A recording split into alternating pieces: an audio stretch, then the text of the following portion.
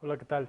Mi nombre es Jorge Barrera y en esta ocasión vamos a continuar con la parte de Historia de México para tu examen 286 de Ceneval en el área de Ciencias Sociales. Habíamos hablado en sesiones anteriores sobre este proceso evolutivo que se ha dado a través de nuestra historia. Empezamos con las sociedades mesoamericanas, hablamos esta parte de la conquista bélica, y a partir de este instante vamos a trabajar, vamos a hablar brevemente sobre la conquista espiritual. Bueno, la conquista espiritual va a ser a partir de el proceso que se va a iniciar cuando Cortés somete, domina al pueblo azteca. A esta conquista espiritual también la vamos a conocer como la evangelización, ¿sí? La evangelización, como su nombre lo dice, era que las órdenes religiosas, su función, su labor, era venir a transmitir el evangelio o las noticias o la buena nueva, por así decirlo, de la religión católico-cristiana. Entonces, estas órdenes religiosas que se van a encargar de la evangelización de la Nueva España van a estar representadas principalmente por los franciscanos, los agustinos, los dominicos y los jesuitas, que van a llevar esta labor evangelizadora a partir de la construcción de los conventos, los monasterios, que van a fungir como centros de educación y centros de evangelización para los, en ese entonces, los indígenas, principalmente los aztecas.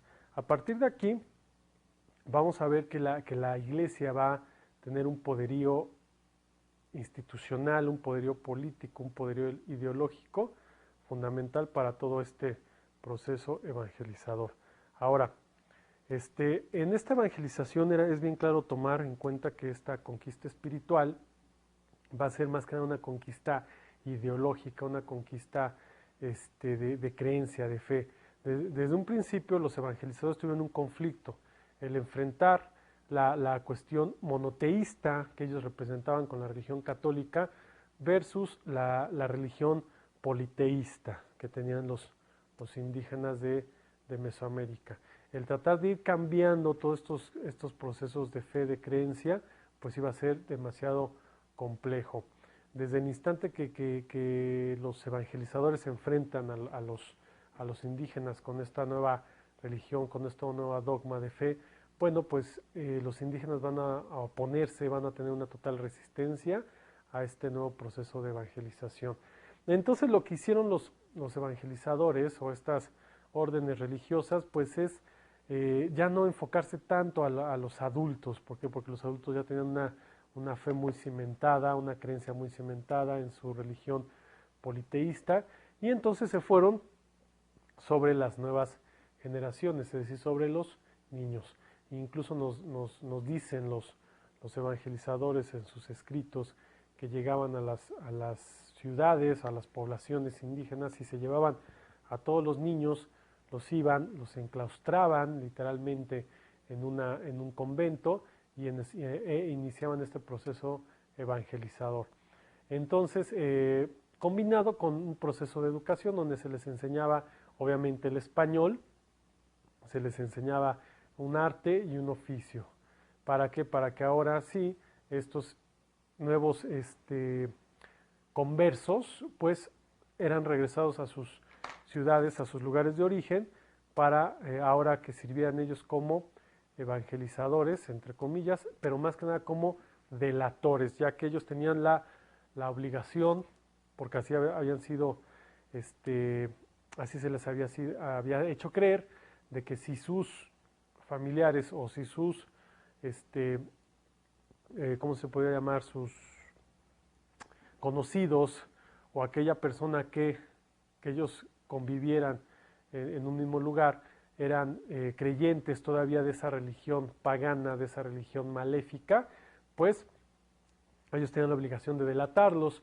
Esta cuestión de delatar a todos aquellos indígenas que seguían con la antigua creencia no era vista para los propios evangelizadores como una traición, sino les sembraban la idea de que así estaban salvando su espíritu del pecado y de las condenas del infierno. Entonces estos nuevos conversos, pues con toda fe ciega, por así decirlo, pues delataban a sus familiares, a sus conocidos, y entonces llegaba el ejército español y estos órdenes religiosas y sometían o exterminaban a todos aquellos que seguían con la antigua religión.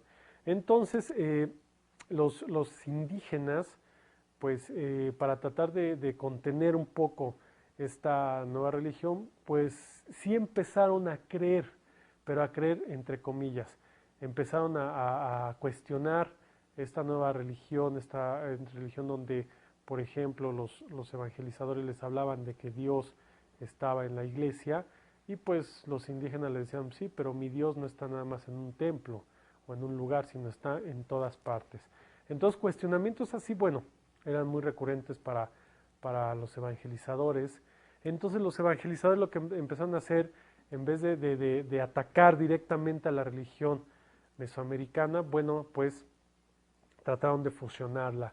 Y un ejemplo nos queda claro cuando vemos el nombre de muchas poblaciones donde les vendieron la idea, por así decirlo, de que, ok, tú tienes este Dios, pero este Dios que está en tu creencia, en tu religión, también está en mi santoral, ¿sí? Pero se le llama de este modo. Entonces podemos encontrar poblaciones que tienen el nombre como San Juan Teotihuacán, por ejemplo, Santa Marta Catitla, San Mateo Solco, o sea, diferentes lugares donde tiene su nombre católico, pero también su nombre en náhuatl. Y entonces era la idea de que eran la misma representación. La forma de contestar esta parte de los indígenas era muy interesante. Por ejemplo, se han encontrado,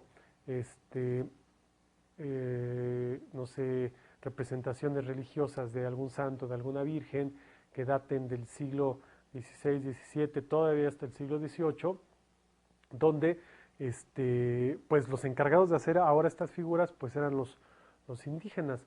Entonces los indígenas muy hábilmente colocaban pequeñas efigies de sus dioses dentro de estas figuras católicas, a modo de resistencia, a modo de decirles, bueno, ok, si tú me hablas de esta deidad, bueno, pues yo también, mi deidad está dentro, al fin tú me acabas de decir que son la misma, ¿no? Entonces estos indígenas pues adoraban a esta deidad, pero en el fondo sabían que dentro de esa deidad o de esta imagen religiosa pues había un pequeño ídolo, un pequeño artefacto de su creencia politeísta.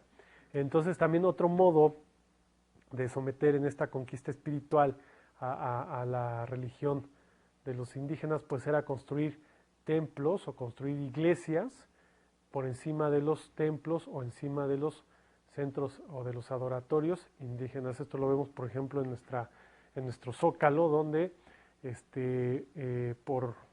sabemos que existe la catedral central. Debajo de la catedral, pues sabemos que hay todavía esta parte del templo mayor, que pues no, algunas partes no han sido ni siquiera incluso descubiertas, pero sabemos por datos arqueológicos que debajo de la catedral, bueno, hay un gran centro ceremonial, un centro principal de la cultura azteca.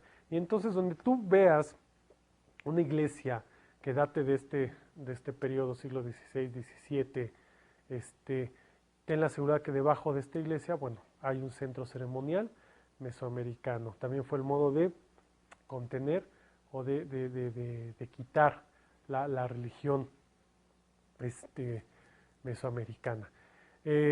También otro ejemplo de esto es cambiar la ideología. Por ejemplo, los aztecas tenían la idea de que existía, cuando nacía el ser humano, nacía bajo un símbolo o una deidad, por así decirlo, que él iba a dirigir su vida a este nuevo individuo azteca, por así decirlo. Entonces tenía la idea del tonal y del nahual. El tonal era la actividad que tú ibas a realizar durante tu vida, según tu fecha de nacimiento, por así decir, y el nahual era tu animal protector. Entonces, cuando llegan los evangelizadores y se dan cuenta que estos aztecas o que estos indígenas tenían un animal protector, cosa que no es concebible dentro de la fe católico-cristiana, pues lo que hicieron fue cambiarle la visión de este nahual y hacerlo un ser maléfico, una representación del mal, una representación del demonio. Por lo tanto, este nahual, bueno, como lo conocemos en nuestra idea por decir mexicana, pues está representado como símbolo de maldad, pero no, realmente fue un cambio que hicieron los evangelizadores. También te vas a encontrar, por ejemplo, en este arte sacro, en estas construcciones que datan de esta época, por ejemplo, te vas a encontrar cruces, una cruz por encima de cráneos y de fémur. Esto no tiene nada que ver con una cuestión maléfica, ni de magia, ni de brujería, ni mucho menos. Sino aquí también es otra cuestión de conquista espiritual. Los aztecas, por ejemplo, concebían que la esencia, que la inteligencia, que la parte principal del ser humano estaba en la cabeza, ¿sí? Estaba en el cerebro, por así decirlo, y que la fortaleza de este ser humano se radicaba en el hueso más largo, más fuerte que tenemos, que es el fémur. Entonces, incluso, pues en las guerras, pues se trataba de quitar el fémur del guerrero caído o del sacrificado, ¿no? Entonces, el que colocaran una cruz encima de cráneos y fémures, pues nos está hablando de esta conquista espiritual, porque te está indicando que Dios está por encima de la inteligencia, ¿sí? O de la mente del ser humano y de la fortaleza. Esto también era un símbolo muy utilizado en esta conquista espiritual. También una cosa que tergiversaron no nada más los conquistadores, sino un poco los evangelizadores, fue la idea del canibalismo. En Mesoamérica no había canibalismo, ¿sí? Esta idea falsa del canibalismo la confundieron sí había un desollamiento, sí se les quitaba la piel, por ejemplo, al guerrero caído en batalla, por otro guerrero sí había este desollamiento, o del sacrificado, que este desollamiento tenía la idea de quitarle la fortaleza, quitarle la esencia de este sacrificado, de este guerrero caído, y ponérmela yo, ¿sí? Y entonces a este desollamiento, esta colocación de piel del sacrificado, del guerrero, pues obviamente los españoles, los evangelizadores, lo llamaron malamente canibalismo, ¿no? Obviamente esta barbarie, este salvajismo que tenían esta idea los españoles, bueno, fue confundida, pero déjame decirte que no hay un dato verídico de que nos indique que existía canibalismo en Mesoamérica. Por ahí, alguna vez había leído que la idea del pozole, del pozzoli, de que lo hacían con vísceras humanas, esto había que ponerlo en tela de juicio, ya que los códices, los mismos escritos de los evangelizadores no dan una a ciencia cierta que efectivamente existía este modo de preparar dicho alimento, ¿no? Entonces yo me quedo con la idea de que no había canibalismo, no hay un indicio de este canibalismo como tal. ¿Por qué? Porque en el sacrificio para los mesoamericanos lo importante era la esencia, era un alimento para los dioses, por así decirlo. Entonces los mortales no podían quitarle esa esencia a los dioses. Entonces aquí yo me quedo con la idea de que no había canibalismo, sino que fue una confusión, una tergiversación que dieron tanto los españoles como los evangelizadores. Entonces, a partir de aquí, de esta conquista espiritual, va a tener mucho poder, tanto político y a la postre económico, que vamos a ver ahorita de la iglesia. Entonces, bueno, ahora la organización política a partir de 1521 a 1821 va a estar representada por el virrey como eje central, de toda esencia política, económica y social en la Nueva España. ¿Cuál iba a ser la función del virrey? La función del virrey de entrada iba a ser el presidente de la Real Audiencia, es decir, del Tribunal de Justicia. El virrey iba a ser el encargado de analizar, de ordenar las leyes, de que se ejecutaran las leyes, de incluso hasta juzgar. Le llegaban todos los edictos de todos los condenados a la pena capital, porque también en este periodo va a llegar, a partir del siglo XVI, va a llegar una de las grandes instituciones más fatídicas, yo te podría decir, que va a ser la Santa Inquisición. Entonces, el virrey pues tenía la función de analizar en un momento determinado todos aquellos edictos que mandaba incluso la propia Santa Inquisición para todos aquellos condenados a la pena capital. Entonces, también era el superintendente de la Real Hacienda, es decir, también estaba encargado de todas las cuestiones económicas de la Nueva España.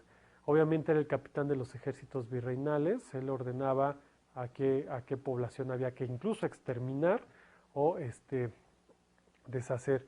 Y el vicepatrono de la iglesia, obviamente, el virrey tenía que ser validado por la propia iglesia, que tenía mucho poder político en toda esta fase de la Nueva España. En la estructura económico-social, en la estructura va a estar organizada de la siguiente forma. En la economía se van a establecer sistemas de trabajo. Uno va a ser la encomienda. La encomienda va a ser, va a tener la característica de que se le daba un número de indígenas a los españoles a cambio de buen trato y de una evangelización y de trabajo. Es decir, yo español llegaba a la Nueva España o europeo y trataba de poner un negocio, por así decirlo, una hacienda, una cuestión de minería, etcétera, y obviamente necesitaba mano de obra. Iba directamente con el encomendador, el cual me iba a otorgar una encomienda que aproximadamente dependía del número de la actividad que iba a hacer, pero me podía dar 70, 100, 120, hasta 300 indígenas, a cambio de que yo iba a garantizarles un trato digno, por así decirlo, un trabajo y una evangelización adecuada.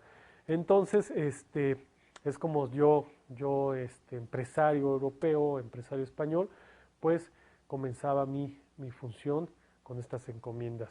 Y la otra era el repartimiento,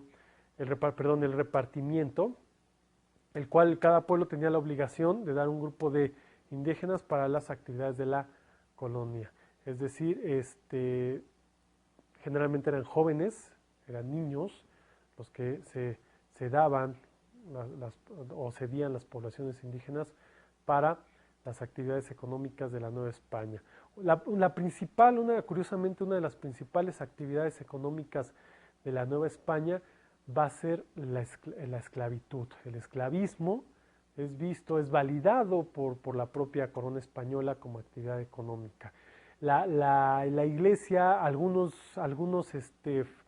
representantes de la iglesia pues no compartían la idea de esta actividad económica como era la esclavitud. Entre ellos pues tenemos a Motolinía, a Toribio de Benavente, incluso al propio Sahagún, a Bartolomé de las Casas, los cuales van a ser los primeros historiadores, por llamarlo así, de la época colonial, los cuales tenían la función de transcribir todos las creencias, las costumbres, incluso el propio lenguaje, hacer las primeras traducciones del náhuatl al español.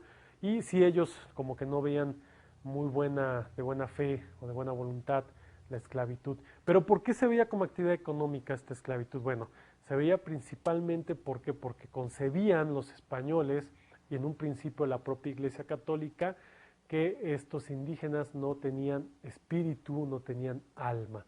¿Por qué? Porque adoraban a falsos ídolos, a falsos dioses, porque para ellos hay que recordar el periodo en el que nos encontrábamos, no nada más en México, sino en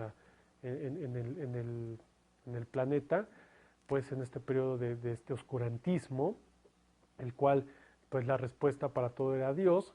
Entonces, por lo tanto, todos aquellos que no adoraban al Dios verdadero, pues eran considerados además de salvajes, como seres que no poseían alma. Entonces, en esta labor de la esclavitud, pues eran tratados como eso, ¿no? Como objetos, ya que estos, a pesar de que tenían una fisonomía humana, no eran considerados humanos. ¿Por qué? Porque no creían en Dios. Entonces, el proceso de evangelización, pues, se encargaba de demostrar lo contrario, ¿no? De que estos individuos, pues, podían creer en Dios. Por eso también se les enseñaba un arte, se les enseñaba un oficio, ¿para qué? Para como prueba de que mediante el arte, principalmente estas visiones o estos artes sacros, pues podían mostrar que efectivamente eran hijos de Dios, pero habían sido olvidados, ¿sí? E incluso llegaban a elucubrar hipótesis como de que esta parte de Mesoamérica era el paraíso perdido, era esta parte de la población olvidada por Dios, que no alcanzó a conocer la bendición de este Padre Celestial, y por eso estos individuos o estos indígenas, además de ser sí diferentes a nosotros, perdón, a los españoles, pues no tenían la creencia adecuada.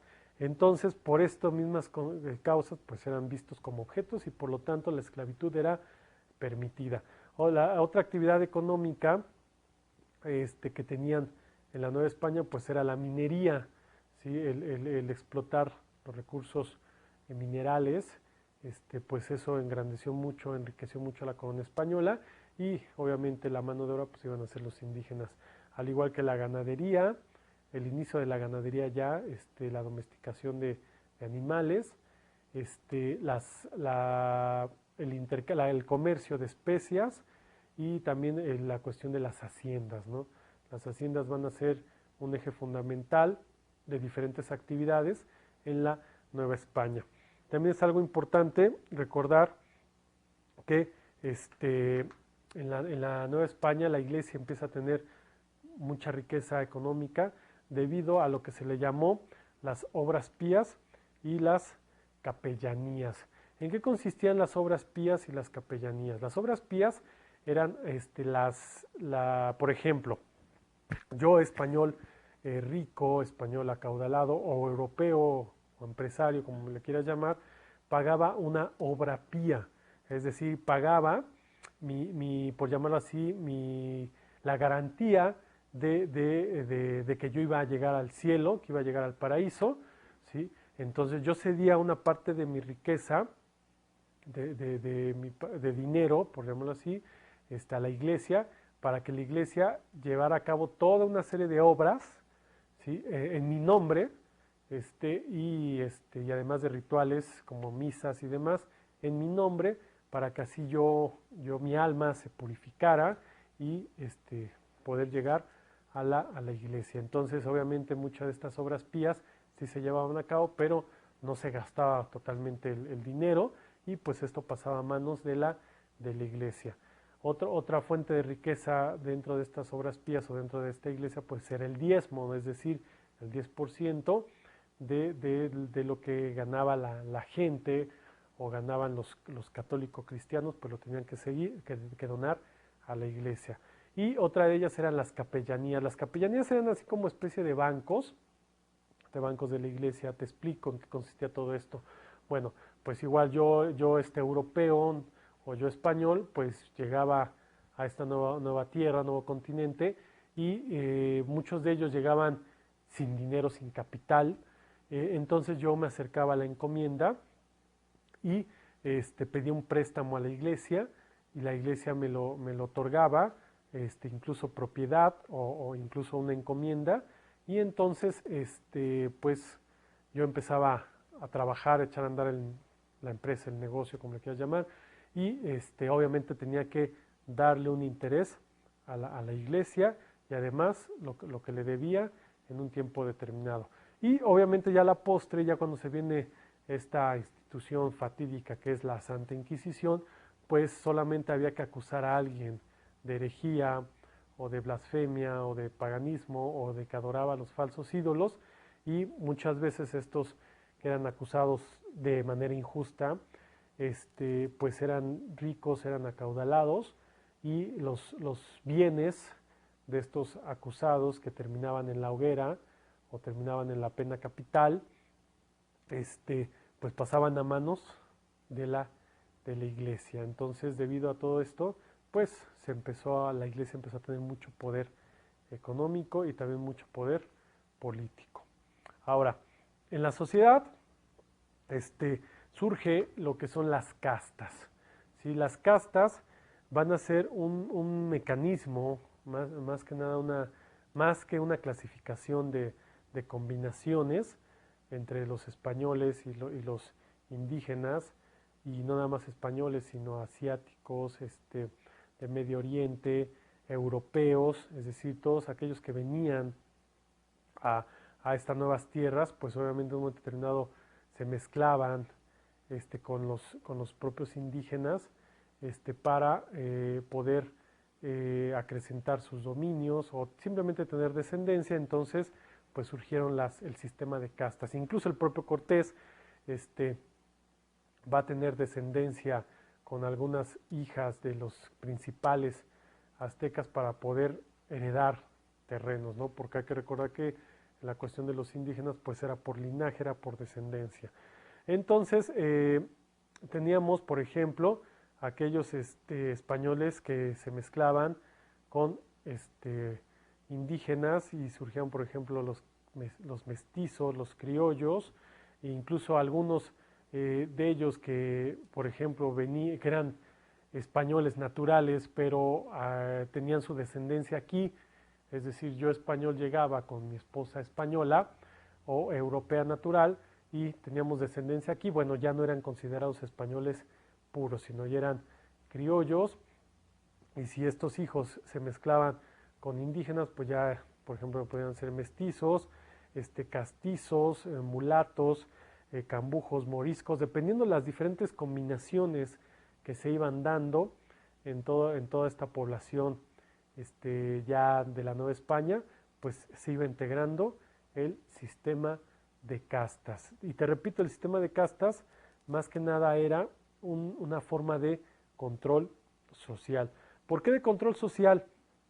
Debido a este sistema de castas y debido a un fenómeno llamado las reformas borbónicas a partir de 1760, pues instauraban que, por ejemplo, los criollos y los mestizos, así tuvieran una ascendencia pura española o europea natural, no podían tener altos mandos, altas jerarquías, altas jefaturas dentro ni de la iglesia, ni de la política, ni tampoco del ejército. Entonces, esto va a ser un obstáculo, y esto pon mucha atención en este sistema de castas, porque también va a ser un indicador para lo que se viene a la postre. También estas reformas borbónicas va a estar, además de esta de este sistema de castas o este sistema de control social, las reformas borbónicas van a ser las primeras en poner un dedo en la llaga en torno a la iglesia, ya que estas reformas borbónicas estaban más a favor de un sistema monárquico absolutista, es decir, quitar el poder a todo aquello que no sea la corona, ¿sí? Llámese ricos, llámese iglesia, ya que la que debe de llevar el control de la Nueva España, pues debe ser la propia corona española. Entonces, las reformas borbónicas se trataron de instaurar, pero obviamente no dieron frutos, debido a que la propia iglesia pues va a estar en total descontento y en contra de esta instauración de estas reformas borbónicas, sobre todo esta parte de quitarles el poder, de quitarles el control administrativo, y de finanzas que tenía la iglesia. Ahora va a ser parte de la corona. ¿Y qué es lo que hizo la iglesia? Nos dice la historia que en este siglo XVII, finales del XVII, principios del XVIII, pues empezó a meter una presión ideológica con la población, es decir, empezó así de sencillo, a dejar de oficiar misas, a cerrar iglesias, Y como en esta época, también venida de Europa, se tenía esta incertidumbre sobre la vida, sobre la muerte, y lo peor que le podría pasar a un habitante de esta época, ya sea en la Nueva España en la Europa, este, era morir sin ser confesado, sin recibir la extrema unción, es decir, sin llevar a cabo todo este ritual eclesiástico. Entonces lo peor que podía pasarte en esta época era que tú murieras, que te sorprendiera la muerte y no recibir estos beneficios, entre comillas, de la iglesia, porque esto te iba a garantizar la llegada al cielo. Y esto lo podemos ver, por ejemplo, en las iglesias de este periodo. Bueno, vas a encontrar que en el atrio se van a encontrar pequeños cementerios, ¿no? ¿Por qué? Porque concebían la idea de que mientras más cerca estuvieras de la casa de Dios, si era la casa de Dios, cuando se viniera este juicio final, pues Dios iba a llegar a su casa, por decirlo así, y entonces los que estuvieran más cerca del atrio, pues iban a ser los primeros que iban a llegar a este plano celestial, así como un trato preferencial, ¿no?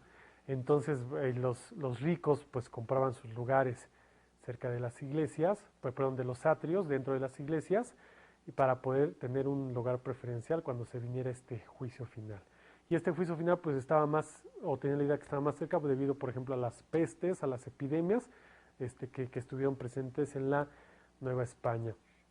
Y también eso te va a explicar el por qué en estas iglesias coloniales, bueno, va a haber cementerios a los alrededores, ¿no? Y debido a esto, pues obviamente la iglesia pues sí llegó a cobrar estos lugares, y entonces ahora todo este sistema financiero que tenía la iglesia, te repito, entre lo que concierne el diezmo, en lo que concierne las obras pías, las capellanías, y todos estos préstamos, pues ahora iban a ser administrados por la corona. Esto obviamente a la iglesia no le gustó, y entonces lo que empezó a hacer fue hacer una presión ideológica en torno al no oficiar misas, al no oficiar extrema unción, santos óleos o todos sacramentos, y obviamente la iglesia, perdón, la población se volcó en contra del virrey, ¿no?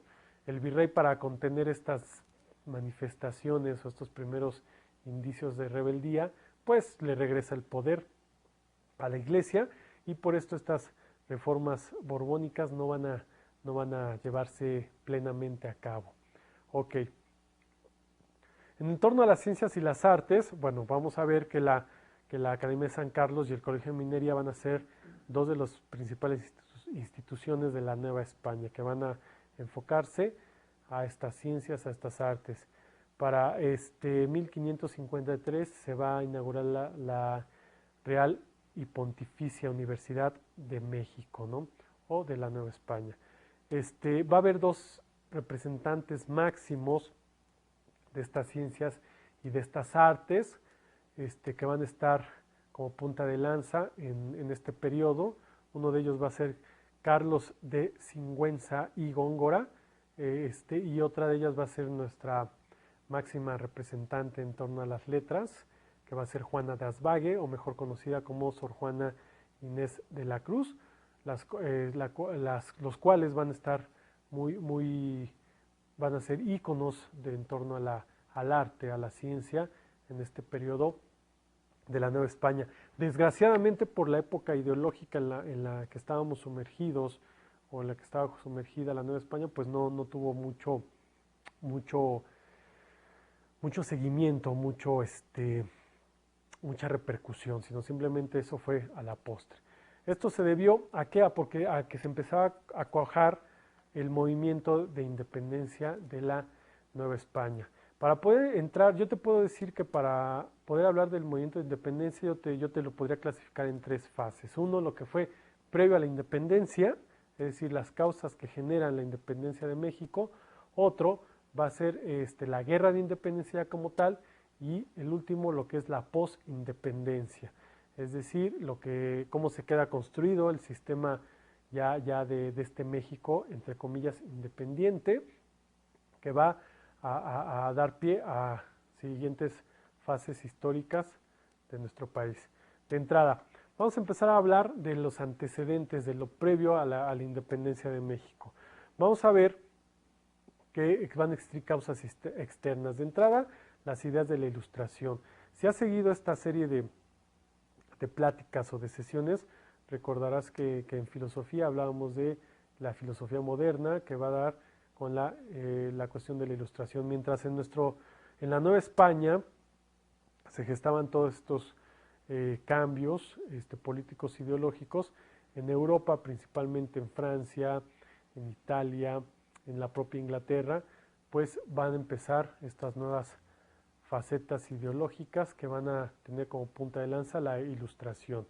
Entonces la Ilustración se va a propiciar en toda Europa y obviamente va a tener este rebote en la Nueva España, no nada más en la Nueva España, sino también en las colonias inglesas, que también va a ser una causa de un antecedente que va a influenciar a la Guerra de Independencia, la independencia de las 13 colonias en 1776. Otra causa va a ser obviamente la Revolución Francesa en 1789, los cuales van a influir ideológicamente a esta guerra de independencia en nuestro país. Y algo muy importante que va a ser, por decirlo así, un detonante para el inicio de que se vaya gestando este movimiento de independencia, va a ser la invasión napoleónica que hace Francia en 1808 a la corona española, ¿sí? Esta invasión francesa va a marcar una nueva etapa ideológica política en la Nueva España, o en lo que pues, va a ser en nuestro país.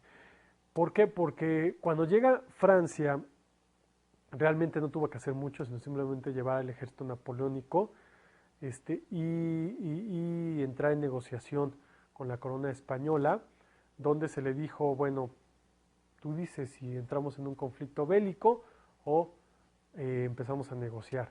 Fernando VII va a negociar la corona española con la corona francesa, incluso le va a ceder colonias de la Nueva España a la corona francesa. Hay que recordar que la corona francesa en este periodo llevaba una monarquía ilustrada, por llamarlo así, una monarquía constitucional, ¿sí? Ya tenían la idea de la república, mientras que la corona española estaba en esta monarquía, en este régimen, ¿por qué no llamarlo semifeudal? En este régimen mercantilista, donde el monarca, el rey, era el estandarte central de todo el gobierno. Entonces esto va a generar una confusión para la Nueva España. Las causas internas, vamos a hablar de estas desigualdades políticas encausadas en las reformas borbónicas, este sistema de castas del que te hablaba, que va a ser un obstáculo para todos aquellos que querían ascender al poder, principalmente algunos criollos, algunos mestizos que tenían el poder económico, pero no tenían, debido a las castas, no podían ascender a un poder más social, ya llámese en la iglesia, en la política o en el ejército. Las desigualdades sociales, eso yo te lo pondría entre comillas. Las desigualdades sociales, ¿para quién sería el argumento? Pues para estos criollos, para estos hijos de españoles naturales, pero su único malestar o su único pecado, por así decirlo, era haber nacido en la Nueva España. Desigualdades económicas, claro, porque obviamente a estos ricos empresarios o estos mercantilistas o comerciantes tenían que ceder mucho de su capital, de su riqueza a la iglesia. Y obviamente las trabas al comercio, es decir, si no había un visto bueno por parte de las instituciones políticas, pues no permitían este libre comercio. Entonces estos antecedentes internos y externos pues van a ser un percursor para este movimiento de independencia. Sabemos que este movimiento de independencia va a iniciar con las llamadas conspiraciones, ¿sí? Estas conspiraciones van a estar representadas por un sistema de criollos, por un grupo de criollos, de mestizos, de españoles, que buscaban, ojo, aquí es algo bien interesante, no buscaban la libertad de los indígenas, ¿sí? En un principio, sino buscaban el cambio político, el cambio social, el cambio económico, es decir, quitar una monarquía absolutista, por qué no decirlo, quitarle un poco de poder a la iglesia e instaurar una monarquía, un régimen ilustrado. Hay que recordar que la ilustración pues solamente le quitaba poder a todos aquellos sistemas que no pertenecían al gobierno, apoyaban a la ciencia, a las artes, a la educación, ¿sí? Y pues se regían bajo una democracia, por llamarla así, entre comillas, una democracia constitucional, es decir, había leyes creadas por el propio Estado para garantizar el bienestar social. Entonces te decía que esta libertad que buscaban los conspiradores o a la postre los insurgentes no era esa libertad para los indígenas, sino era una libertad para poder instaurar un nuevo sistema de gobierno. Entre ellos, pues sabemos que estaban José Ortiz de Domínguez, el corregidor Miguel de Domínguez, algunos personajes importantes en la historia mexicana, como va a ser Ignacio Allende, Aldama, que curiosamente Allende y Aldama eran hijos de empresarios españoles, ¿sí? Ellos, ¿por qué se unen a estas conspiraciones? Porque ellos como militares no podían acceder a los grandes conatos de poder, ¿no? Como podrían ser generales, o incluso dirigir a los ejércitos españoles o al ejército de la Real Audiencia. Ellos, a lo máximo, por haber nacido en la Nueva España, pues a lo máximo podían llegar a ser capitanes. Un personaje principal que va a ser Miguel Hidalgo, ¿sí? Él va a ser un individuo reconocido intelectualmente, rector de la universidad, en un momento, en un periodo de su vida, un gran intelectual, el cual sí él estaba a favor de este cambio político, de este cambio social, que iba a beneficiar principalmente a los criollos, a los mestizos acaudalados, y por lo tanto va a sembrar esta visión ideológica de este cambio. Sabemos que estas conspiraciones son descubiertas y esto propicia que se adelantara este movimiento armado. Entonces nos dice la historia que para la madrugada del 16 de septiembre de 1810, Hidalgo convoca al pueblo a levantarse en armas, en el llamado Grito de Dolores. Y aquí vamos a ver esta influencia ideológica que tenía Hidalgo como sacerdote ilustrado, por así decirlo.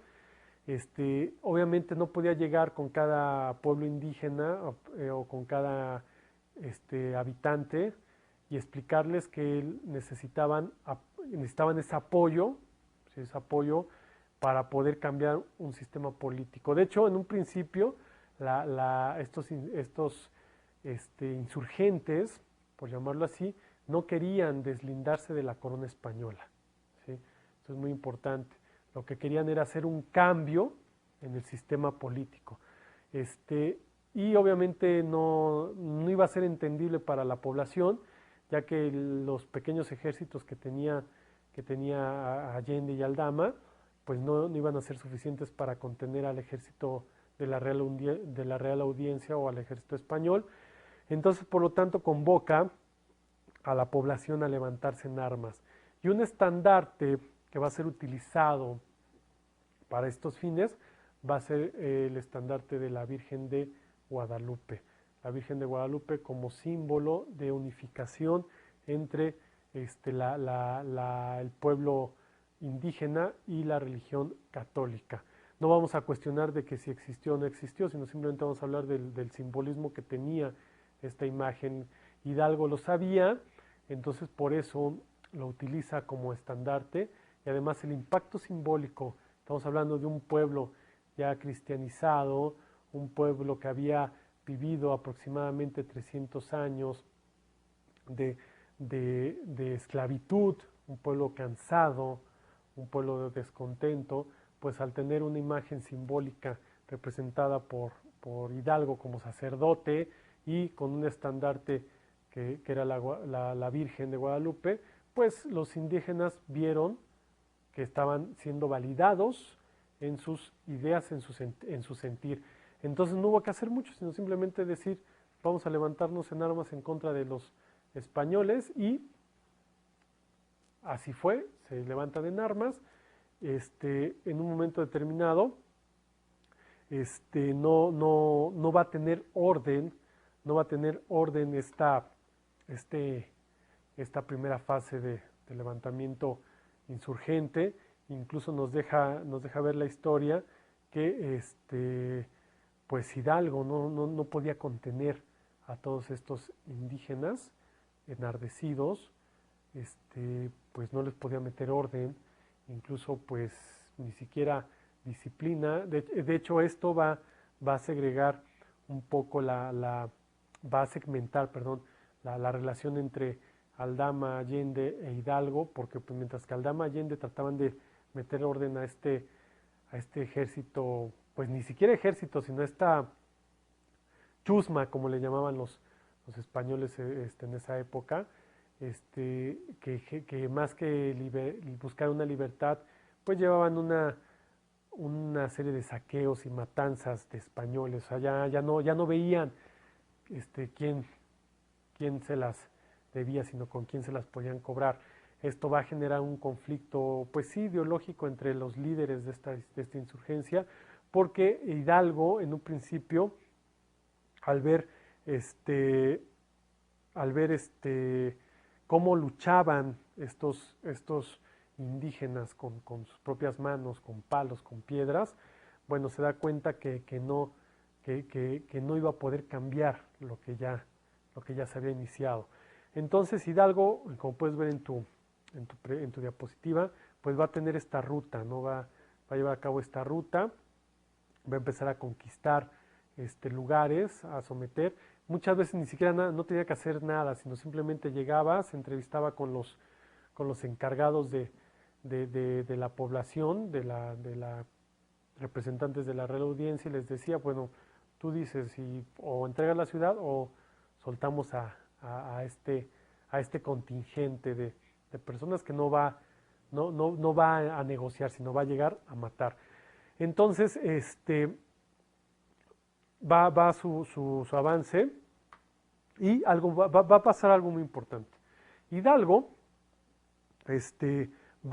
al darse cuenta cómo luchaban estos insurgentes o estos indígenas, pues le va a mover esta parte ideológica, porque hay que reconocer que Hidalgo era un idealista, ¿no? Por así decirlo. Entonces le va a mover esta parte ideológica y va a empezar a cambiar la parte de la esencia del inicio de este movimiento. Hay que recordar que los criollos pues trataban de cambiar el sistema de gobierno. Cuando Hidalgo empieza a modificar esta ideología con la cual fue iniciado este movimiento de los criollos, y lo primero que hace, que hay que sí reconocerle, y le reconoce la historia incluso universal, que Hidalgo va a ser el primer líder, por así decirlo, el primer libertador que va a abolir la esclavitud, porque ni siquiera en Norteamérica habían abolido la esclavitud. Ahí la tenían que comprar los esclavos de origen africano, llamados los negros, por decirlo así, pues ellos tenían que combatir un tiempo determinado con el ejército de Washington, con el ejército que trataba de liberarse del yugo inglés, y pues si sobrevivían, pues ya se les otorgaba la libertad. En cambio, aquí en la Guerra de Independencia de México, Hidalgo no pone ningún requisito, sino simplemente quita la esclavitud, así de sencillo. Todo aquel que había sido esclavo ahora es libre. Esto va a ser muy trascendental para la historia, porque no va a pedir, te repito, ningún requisito.